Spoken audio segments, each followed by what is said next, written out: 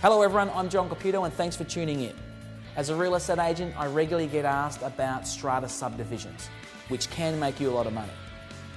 Today we're talking with Peter Grygiel from Metro Strata, who knows a lot more on the subject than I do. With the introduction of the new multiple dwelling codes, what impact has it had on landowners here in Perth? What it's meant, John, is that rather than just having the simple options of either triplex, quadruplex, developing single group dwellings, we can also develop something more of an apartment style living and really optimise the potential of your site. So where previously a triplex site might yield 3 homes, in codings of R30 and 40 and higher, you might find that your site can yield 6, even 7 dwellings.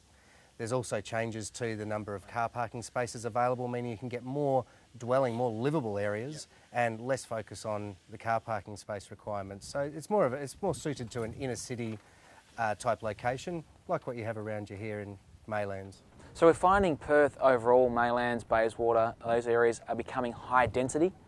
Well, that's the intent of the state government, John. So the Directions 2031 statement is actually asking for a much higher emphasis on infill subdivision so that we can reduce the urban sprawl and let people live where they want to live. So allowing for the higher density with the multiple codes also allows for smaller homes, lower cost of the actual land because we can get more units out of each particular block.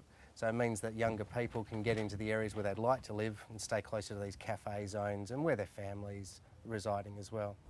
Excellent. With someone owning land here in Perth, to make sure they get the right advice to subdivide their lot, what steps should they take?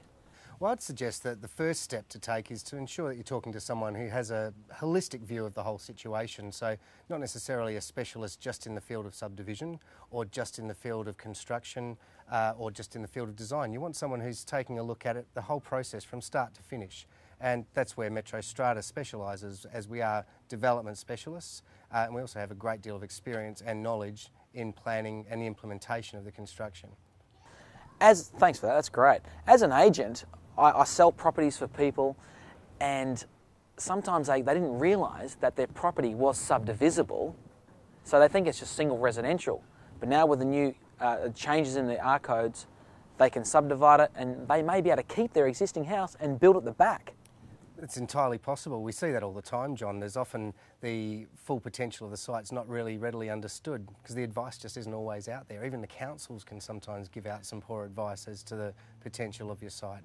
So yes, you can stay in your front house, keep your old house, cut down on the backyard size, and for downsizers it's the ideal thing. You don't have to move away from your friends and family. You can stay in the house that you've become accustomed to.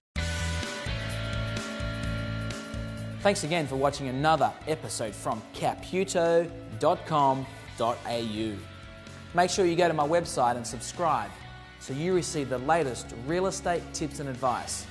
See you next time.